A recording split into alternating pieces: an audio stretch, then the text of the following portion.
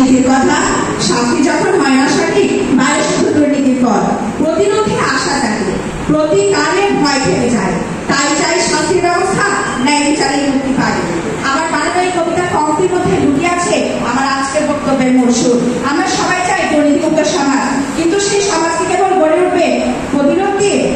যেখানে বিচারের অপরাধীর বিচার নেই, শাস্তি নেই, সেখানে কেবল প্রতিরোধ দিয়ে গড়ে উঠবে দুর্নীতিমুক্ত সমাজ ব্যবস্থা। এই যুক্তি দেখাচ্ছেন আমার বিপক্ষ দলের বন্ধুরা। বা সম্মানিত সভাপতি, বিজ্ঞ বিচারক মন্ডলী, দর্শক শ্রোতা, সবাইকে জানাচ্ছি আমার সালাম, আসসালামু আলাইকুম। আজকে আমাদের বিতর্কের বিষয় নির্ধারিত হচ্ছে দুর্নীতি দমনের প্রতিকার নয়, প্রতিরোধই সর্বোত্তম পন্থা। অত্যন্ত যুক্তিসঙ্গত কারণে আমি এবং আমার দল বিষয়টির বিপক্ষে দৃঢ়ভাবে অবস্থান করছি। প্রথমেই আমি প্রতিকার এবং প্রতিরোধের সংজ্ঞায়ন করছি।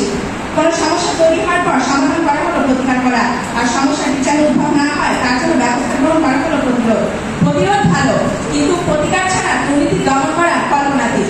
প্রতিরোধ করা নিঃসন্দেহে একটি মহৎ উদ্দেশ্য, কিন্তু এই উদ্দেশ্য তখনই কার্যকর হয় যখন এর সঙ্গে থাকে দৃঢ় প্রতিকারমূলক ব্যবস্থা। কারণ আজকের যুগে মানবীয় মনিটর মানুষ নৈতিকতা দিয়ে নয়, বরং ভয় এবং দায়বদ্ধতা দিয়ে নিয়ন্ত্রিত হয় মানবীয় মনিটর। আমরা যদি বাস্তবতা এবং মানব প্রবৃত্তির দিকে বিশ্লেষণ করি, তাহলে আমরা দেখতে পাই মানুষের কাজই হচ্ছে সুযোগ খোঁজা, লোভে ভরা। লোভের প্রতি মানুষের একটি দুর্নিবার আকর্ষণ থাকে। আপনি তাকে যতই নৈতিকতা শেখান না কেন, সে যদি জানে সে কাজটি করে মুক্তি পেয়ে যাবে, তাহলে সে কিন্তু সেই অন্যায়টি করতে মোটেও দ্বিধাবোধ করে না। এক্ষেত্রে প্রতিরোধমূলক ব্যবস্থা একেবারে অকার্যকর। মাননীয় মনিটর মানুষ তখনই ভয় পায় যখন সে জানে এই যে আমি দুর্নীতি করছি, এই দুর্নীতির জন্য আমাকে কঠোর শাস্তি পেতে হবে, তখনই কিন্তু সে ভয় পায়। আর এই ভয়টা সৃষ্টির মাধ্যমে হচ্ছে প্রতিকার। মাননীয় মনিটর এই ভয় সৃষ্টির মাধ্যমে দুর্নীতি প্রতিরোধ করা সম্ভব হবে। মাননীয় মনিটর উদাহরণে আসি। চীনের দুর্নীতি দমনে নানা প্রশিক্ষণ সচেতন রয়েছে, সেটা কি, কিন্তু সবচেয়ে বড় কথা হলো যে দুর্নীতির বিরুদ্ধে যে কঠোর শাস্তি ব্যবস্থা রেখেছে সেটাই দুর্নীতি কমিয়ে এনেছে। 2018 সালে দুর্নীতি দায়ে চীনের বেশ কয়েকজন উচ্চ পদস্থ কর্মকর্তাকে মৃত্যুদণ্ড পর্যন্ত দেওয়া হয়েছে। ফলে বাকিরা শিক্ষা পেয়েছে নিয়ম ভঙ্গ করলে, সামান্য নিয়ম ভঙ্গ করলেও শাস্তি পেতে হবে। মাননীয় মনিটর এর জন্য চরম মূল্য দিতে হবে। বিপক্ষ দলের বন্ধুরা এখন হয়তো বলবে প্রতিরোধমূলক ব্যবস্থা দিয়ে আমরা দুর্নীতি দমন করবো, প্রতিরোধমূলক ব্যবস্থা দিয়ে দুর্নীতি এমনভাবে দমন করবো যে মূল থেকে বাদ হয়ে যাবে। আচ্ছা, আমি আপনার একটি বাস্তব উদাহরণ দেবো। এই যে আমাদের উপজেলা পরিষদ, এই উপজেলা পরিষদের দুর্নীতি দমন কমিশন, এই দুর্নীতি দমন কমিশনের আমি নিজে একজন ছাত্রী সদস্য।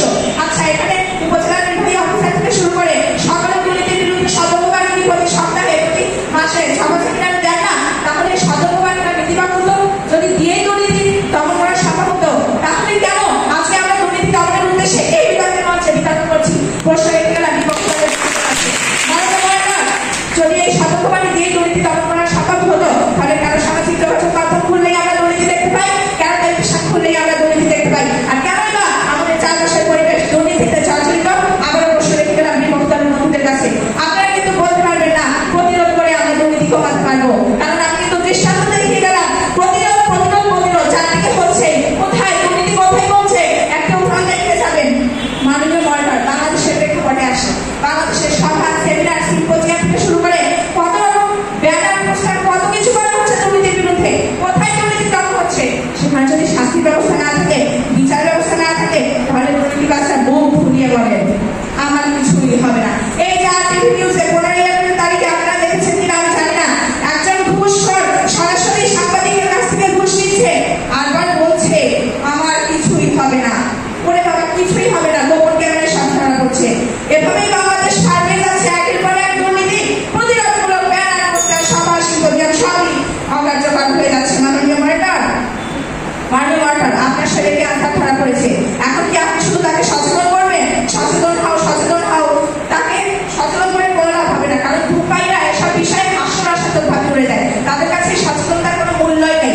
এক্ষেত্রে দরকার অস্ত্রোপচার, এক্ষেত্রে ঔষধ, এক্ষেত্রে দরকার দৃঢ় প্রতিকারমূলক ব্যবস্থা, অর্থাৎ কঠোর শাস্তির মতোই আইনি ব্যবস্থা দরকার। এই ক্ষেত্রে মাননীয় মনিটর, মাননীয় সভাপতি, ভাবুন একবার, যখন কোনো শিক্ষক পরীক্ষার আগে ছাত্রদের সততা শেখান, তবুও কেউ যদি অসৎ উপায় অবলম্বন করে, অন্যায়কারীর মনোভাব, তখন প্রতিরোধ নয়, শাস্তি ব্যবস্থা না থাকলে অন্যায়কারীর মনোভাব হবে ধরা না পড়লে সব বৈধ।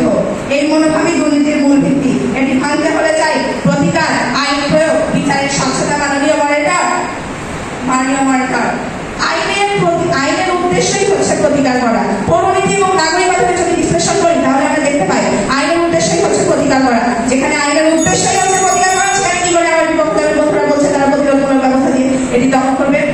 সামান্য সম্পত্তি। স্বপ্ন ছিল উজ্জ্বল বাংলা, ন্যায় দীপ্ত আলো। দুর্নীতির আঁচড়ে আজ সে আলোটাও গেল। প্রতিরোধ শুধু নয়, চাই প্রতিকারের ডাক। অপরাধের শাস্তি হলে সমাজ হলে যায়। তাই আমি আজকে তাসফিয়া খান মজলিস এই বিতর্কের মঞ্চে শাহজাহানপুর ইব্রাহিম পাইলট বালিকা উচ্চ বিদ্যালয়ের পক্ষ থেকে সারা দেশকে জানাতে চাই, দুর্নীতি দমনের প্রতিরোধ নয়, প্রতিকার সর্বোত্তম পন্থা। ধন্যবাদ মাননীয় মহোদয়।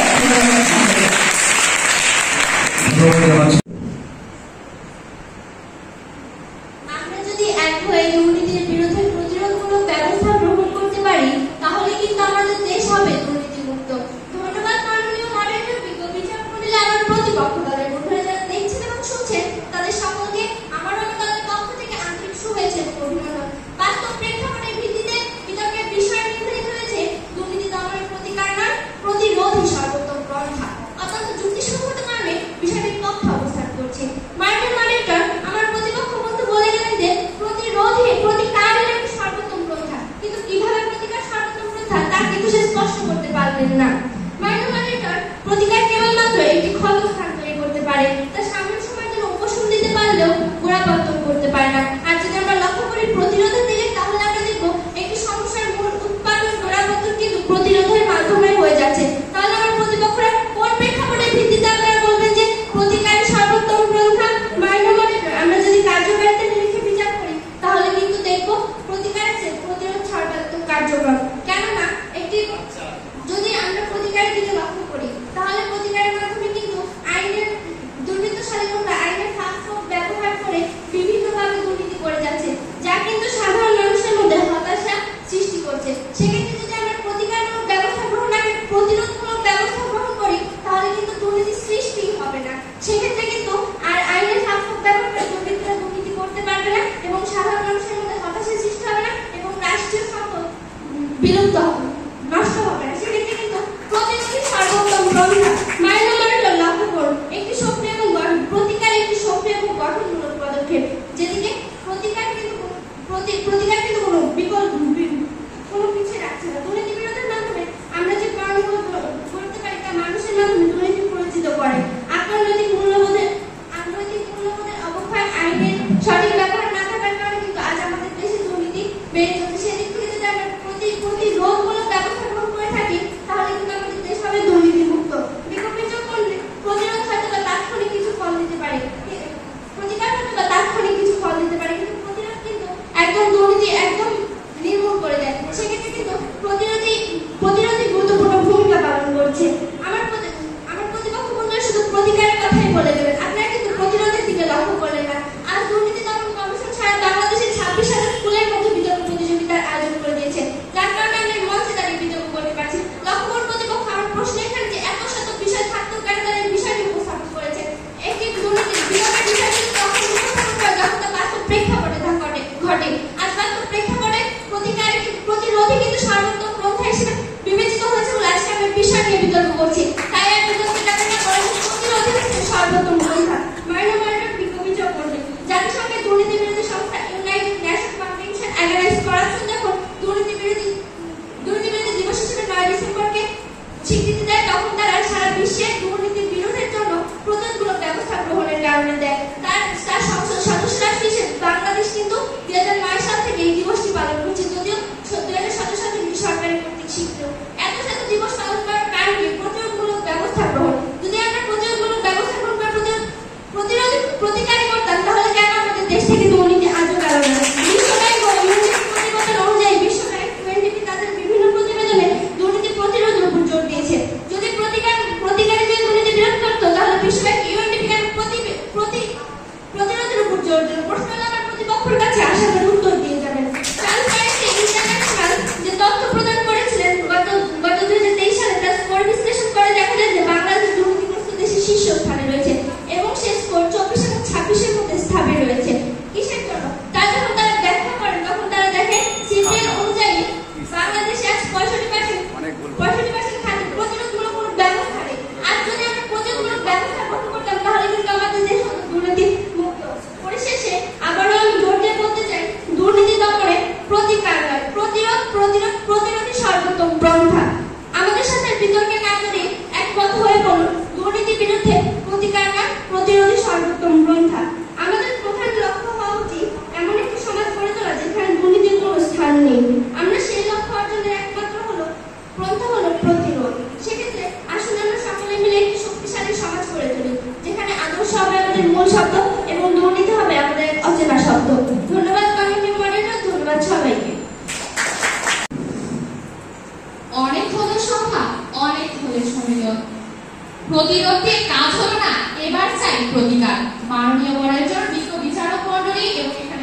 প্রত্যেককে জানাচ্ছি আমার সালাম। আসসালামু আলাইকুম।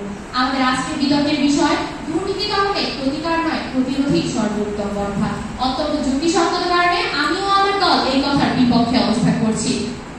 বর্তমান প্রেক্ষাপটে দাঁড়িয়ে একটি ঘটনা ঘটার পূর্বে একটি মানুষকে হাজারবার সতর্ক করা হচ্ছে, কিন্তু কথায় আছে আঘাত না পেলে বোঝা যায় না সেই আঘাতে কষ্টটা ঠিক কতটুকু। ঠিক তেমনই ভাবে যদি দুর্নীতি চোখের সামনে না দেখা যায়, জলজান্ত উদাহরণ ছাড়া কেউ বুঝতেই পারবে না এই দুর্নীতিটি আসলে কতটা ভয়াবহ। একটি মানুষ যখন নিজের চোখের সামনে দুর্নীতি হতে দেখে তখনই কেমন সে বুঝতে পারে এই দুর্নীতির ভয়াবহতা সম্পর্কে, তখন সে প্রতিকারের মাধ্যমে দুর্নীতি দমনের চেষ্টা করে। মাননীয় মণ্ডল লক্ষ্য করবেন, দুর্নীতি সবসময় একই প্রকৃতির হয় না। দুর্নীতি বাজরা যখন দুর্নীতি করে দেখতে পায় যে একই দুর্নীতির মাধ্যমে জনগণ সচেতন হয়ে গেছে, তখন তারা দুর্নীতির ধরন পরিবর্তন করে। আমরা কিন্তু আগে থেকে জানতে পারি না যে দুর্নীতি কি ধরনের হবে, সেক্ষেত্রে কিন্তু প্রতিকারের কিন্তু এখানে কোনো ভূমিকাই নেই। এখানে একমাত্র বিকল্প হচ্ছে প্রতিকার। মাননীয় মণ্ডল লক্ষ্য করবেন, 2016 সালে বাংলাদেশ ব্যাংক থেকে 1000 কোটি টাকা পাচার করা হয় বিদেশে। যেটি পাচার করার একটি সাইবার হামলার মাধ্যমে সেটি পাচার করা হয়েছিল, কিন্তু এখন প্রতিকারমূলক ব্যবস্থা গ্রহণ করা হয়েছে। এখন কিন্তু কোনো দেশ চাইলে বাংলাদেশ থেকে 1000 কোটি টাকা পাচার করতে পারবে না, কারণ এখানে প্রতিকারমূলক ব্যবস্থা রয়েছে। মাননীয় মণ্ডল লক্ষ্য করবেন, অতীতে উপবৃত্তি দেওয়া হতো বাংলাতে, যার ফলে দুর্নীতিবাজরা অনেক টাকা মেরে খেত, কিন্তু এখন প্রতিকারমূলক ব্যবস্থাকে জোরালো করে বাবা মার এনআইডি নাম্বার নিয়ে সেই অ্যাকাউন্টে উপবৃত্তি দেওয়া হয়, যার ফলে আমাদের দুর্নীতির হার কমে এসেছে। এখানে কিন্তু আমরা বলতে পারি প্রতিকারী দুর্নীতি দমনে গুরুত্বপূর্ণ ভূমিকা পালন করে। এছাড়াও মাননীয় মণ্ডল দুর্নীতি দমনের শীর্ষ দেশ ডেনমার্ক, যার স্কোর 90+। এখানে দুর্নীতি দমনে প্রতিকারমূলক ব্যবস্থার মধ্যে রয়েছে সরকারি কাগজপত্র যদি নাগরিক চায় তাহলে সরকারি কর্মকর্তারা তাদের সেই কাগজপত্র দেখাতে বাধ্য থাকবেন। সাংবাদিক ও নাগরিকদের তদন্তের অধিকার রয়েছে।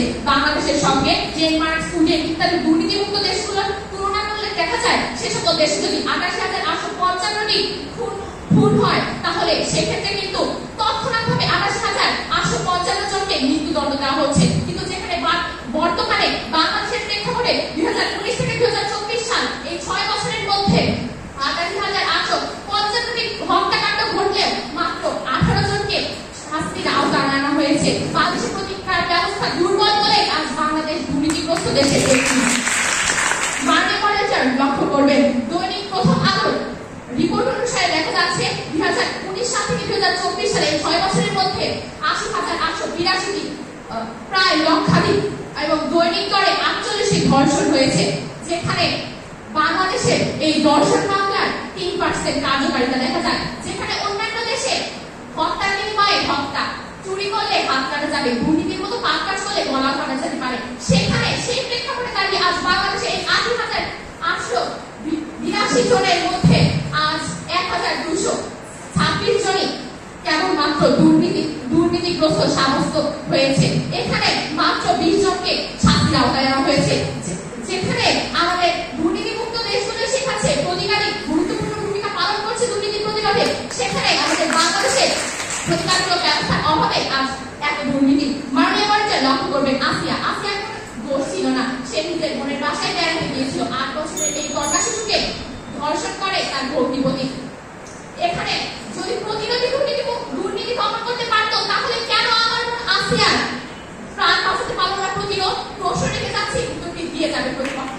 মাননীয় মণ্ডল লক্ষ্য করবেন, পরবর্তীতে কিন্তু প্রতিকারের মাধ্যমে ঢাকা বিশ্ববিদ্যালয়ের ছাত্রগণ যখন রাস্তায় নামে প্রতিবাদ শুরু করে, তখনই কিন্তু দমন করতে পেরেছিল এই হত্যাকাণ্ডের আসল প্রতিবাদ।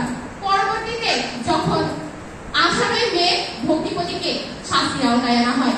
এছাড়াও আমরা আজ যেখানে 80,882 ধর্ষণ হয়েছে এবং মাত্র 1,226 জনকে শাস্তির আওতায় আনা হলো, সেখানে সেই প্রেক্ষাপটে 1000 ধর্ষণকারীকে ছেড়ে দেওয়া হয়েছে। সেই 1000 ধর্ষণকারী আজ রয়েছে।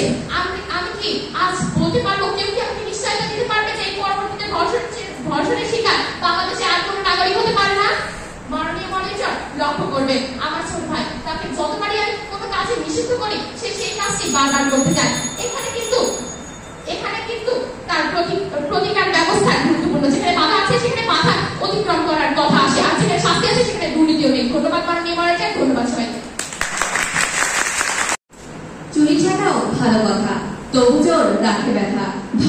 যদি না দণ্ড পায় আবারও সে ভুল পথে যায়। উপস্থিত মাননীয় মডারেটর, আমার প্রতিপক্ষ দলের বন্ধুগণ, উপস্থিত বিচারক মণ্ডলী এবং সুধীবৃন্দকে জানাচ্ছি আসসালামু আলাইকুম। আজকের বিতর্কের বিষয় দুর্নীতি দমনে প্রতিকার নয় প্রতিরোধী সর্বোত্তম পন্থা। অত্যন্ত যুক্তিসঙ্গত কারণে আমি এবং আমার দল এর বিপক্ষে অবস্থান করছি। মাননীয় মডারেটর, লক্ষ্য করুন, আমার দলের প্রতিপক্ষ ইতিমধ্যে বর্ণনা করে গেছেন প্রতিকার এবং প্রতিরোধের মধ্যে একটি পার্থক্য। প্রতিরোধ হলো এমন একটি ব্যবস্থা যা কোনো দুর্নীতি, অন্যায় এবং অবিচারকে অবিভাবে রুখে দেয়। কিন্তু আজকের প্রেক্ষাপটে দাঁড়িয়ে আমার প্রতিপক্ষ দল যেন বুঝতেই চাইছে না, মানুষের মধ্যে যদি সেই পূর্ণাঙ্গ এবং অপরিহার্য প্রতিরোধমূলক ব্যবস্থা থেকেই থাকতো, তাহলে মানব সমাজের শুরু থেকে দুর্নীতি নামক অভিজ্ঞতা এবং শব্দের জন্মই হতো না। দুর্নীতি দমনে প্রতিরোধ নয় প্রতিকারই হলো সর্বোত্তম পন্থা।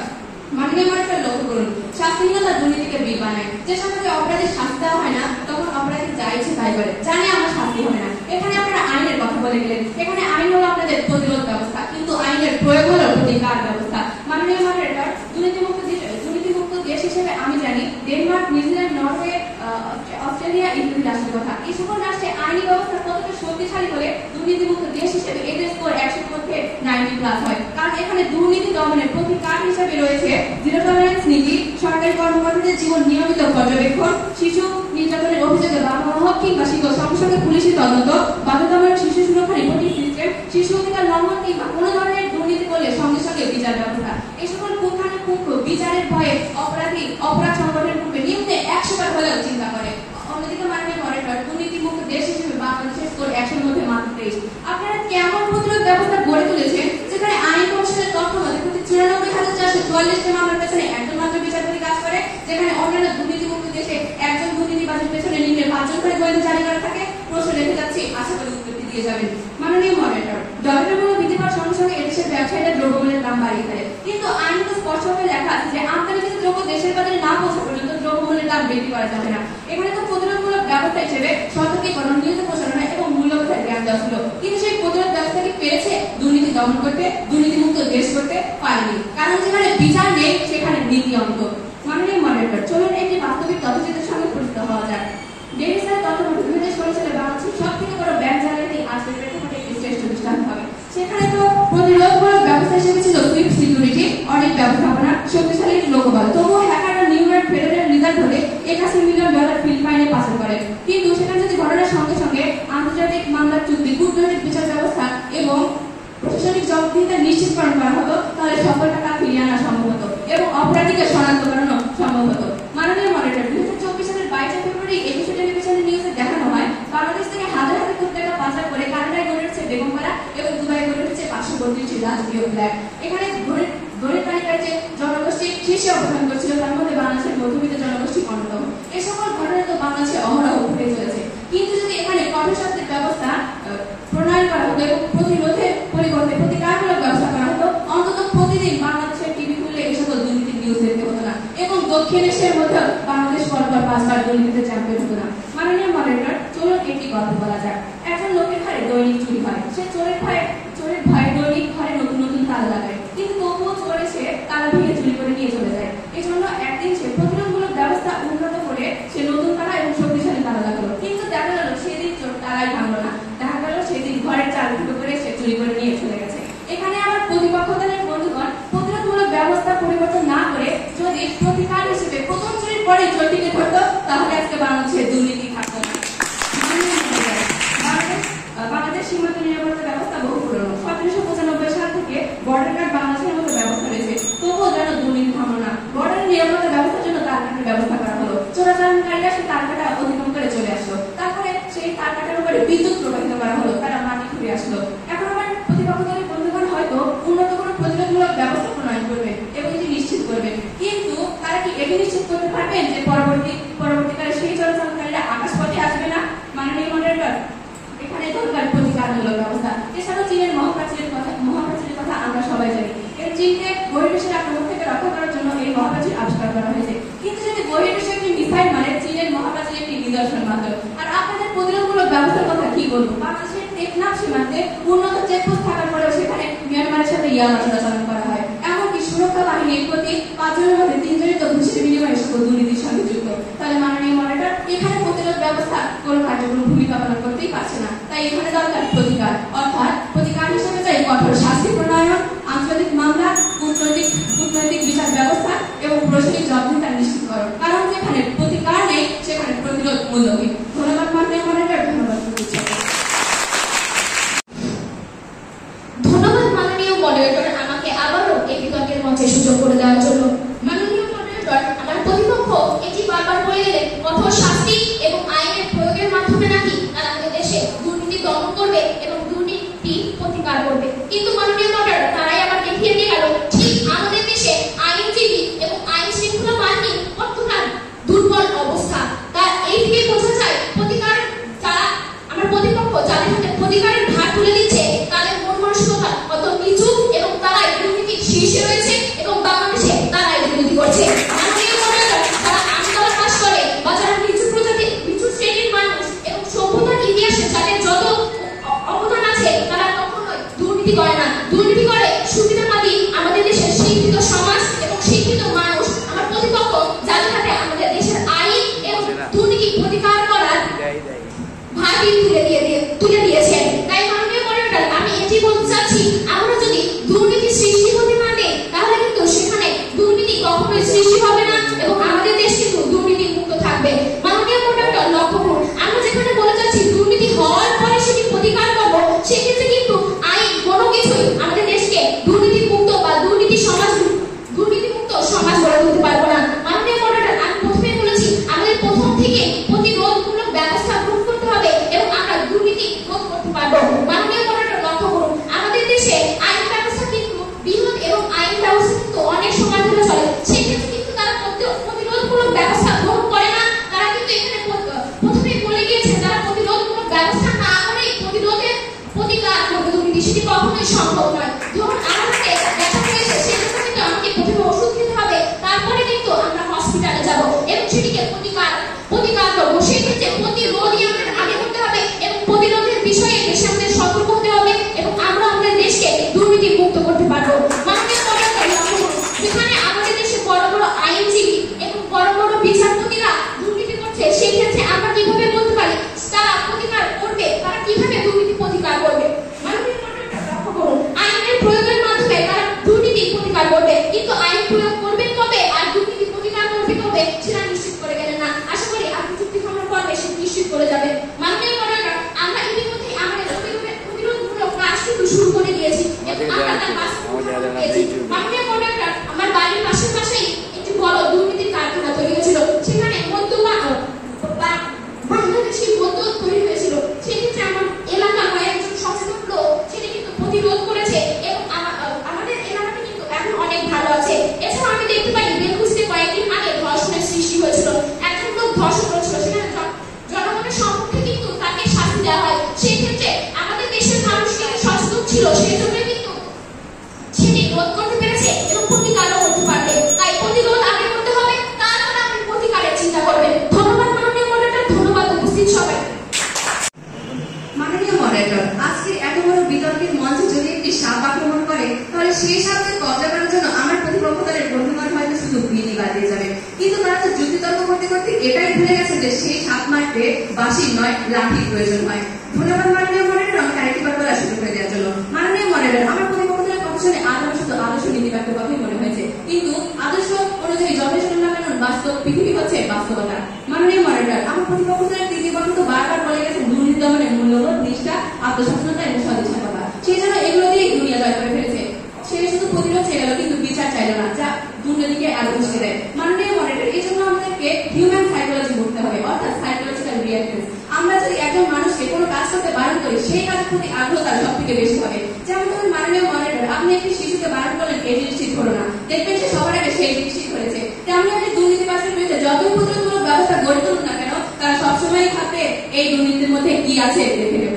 মাননীয় মডারেটর, আমার প্রতিপক্ষ দলের প্রথম কথা বলে গেলেন ফেসবুক পাসওয়ার্ডের কথা। তারা নাকি ফেসবুক পাসওয়ার্ড প্রতিরোধ হিসেবে ব্যবহার করছে। ওই আজও তো আমি হাজার হাজার হ্যাকারকে দেখি ফেসবুক পাসওয়ার্ড হ্যাক করে গুরুত্বপূর্ণ তথ্য পাচার করে দিতে। এখানে আমাদের প্রতিরোধ ব্যবস্থা কোথায় থাকে প্রতিপক্ষ? মাননীয় মডারেটর, আমার প্রতিপক্ষ দলের ইতিবাচক প্রশ্ন করে গেছেন দুর্নীতি দমনে আদৌ কি কোনো উন্নতি করতে পেরেছি আমরা প্রতিকার ব্যবস্থাপনা দিয়ে? দুর্নীতি দমনে যদি কোনো উন্নতি হয়ে থাকে সেটি প্রতিকার ব্যবস্থা দিয়ে হয়েছে। মাননীয় মডারেটর, মনে পড়েছে 2012 সালে চীনের প্রেসিডেন্টের বিরুদ্ধে যে টাইগার অ্যান্ড ফায়ার ক্যাম্পেইন নামে দুর্নীতি বিরোধী অভিযানের কথা, যেখানে কোনো সরকারি ছোটখাটো কর্মকর্তাদের নয়, বড় সরকারি কর্মকর্তা, প্রধান কোম্পানি আন্তর্জাতিক বিচারকের বিরুদ্ধে মামলা দায়ের করা হয়, যার ফলে অনেকের মৃত্যুদণ্ড হয় এবং সঙ্গে সঙ্গে বিচারের ব্যবস্থা করা হয়। সেখানে মাননীয় মডারেটর তাতে ফলাফল কি হয়, সেখানে চীনের ঘুষ কমেছে এবং সরকারি সেবার মান বৃদ্ধি পেয়েছে এবং দুর্নীতি মুক্ত দেশ হিসেবে চীনের অবস্থানের উন্নতি হয়েছে। মাননীয় মডারেটর তারা বলে গেলেন প্রতিরোধ ব্যবস্থা দিয়ে বিভিন্ন কার্যক্রম সাধনের কথা এবং প্রশ্ন ছুড়ে দিয়ে গেলেন প্রতিকার দিয়ে আমরা কেমন অসাধ্য সাধন করেছি। ভুলে যাবেন না 2024 সালের জুলাই বিপ্লবের ঘটনা, সেখানে কিন্তু প্রতিরোধের কিছুই হয়নি। জনগণ যখন প্রতিকার হিসেবে রাস্তায় নেমেছে ঠিক তখনই ঘটেছে ক্যাম্পেইন হওয়া স্বৈরাচারী হাসিনার পতন। মাননীয় মডারেটর তারা প্রথমত বলে গেছেন প্রতিরোধে যথেষ্ট দুর্নীতি দমনের প্রতিরোধ থাকলে প্রতিকার প্রয়োজন হয় না। তাহলে একই দুর্নীতি কেন বারবার ফিরে আসে? এই নিউজে দেখার জন্য আমার প্রতিপক্ষ দলকে বেশি দিন অপেক্ষা করতে হবে না যে সর্বোচ্চ প্রতিরোধ ব্যবস্থাকে উপেক্ষা করে বাংলাদেশ বর্ডারকে উপেক্ষা করে বাংলাদেশে প্রবেশ করেছে ভারতীয় গরু। বড়ই হাস্যকর, কারণ কিছুদিন পরেই করবে। মাননীয় মডারেটর তারা বিতর্কের কথা বলে গেলেন, তারা নাকি বিতর্ক দিয়ে প্রতিরোধ ব্যবস্থা করে তুলছেন। ওই মাননীয় মডারেটর গত বছর তো দুর্নীতি দমন কমিশনের পক্ষ থেকে দুর্নীতি বিরোধী বিতর্ক প্রতিযোগিতার আয়োজনে আমিও ছিলাম, কিন্তু যদি প্রতিরোধ ব্যবস্থা দুর্নীতি দমনের কার্যকর ভূমিকাই পালন করতো তাহলে এই বছর আমাদের বিতর্ক কেন করতে হচ্ছে? এখানে প্রতিরোধ ব্যবস্থা কোনো কার্যকর ভূমিকাই পালন করতে পারেনি। তাই মাননীয় মডারেটর তাদের এই প্রতিরোধ ব্যবস্থাকে আমি একটি সুগন্ধির সাথে তুলনা করলে সেই সুগন্ধির সুন্দর গন্ধ আছে, কিন্তু সেটা যদি দুর্নীতি নামক কথা রুটির উপরে ছড়ানো হয় তা কখনোই সবসময় খাওয়ার অযোগ্যই থাকবে। তাই আসল দুর্নীতি দমনের প্রতিরোধ নয় প্রতিকার করে বলি, কারণ যেখানে প্রতিকার নেই প্রতিরোধ সেখানে মূল্য নেই। ধন্যবাদ মাননীয় মডারেটর, ধন্যবাদ।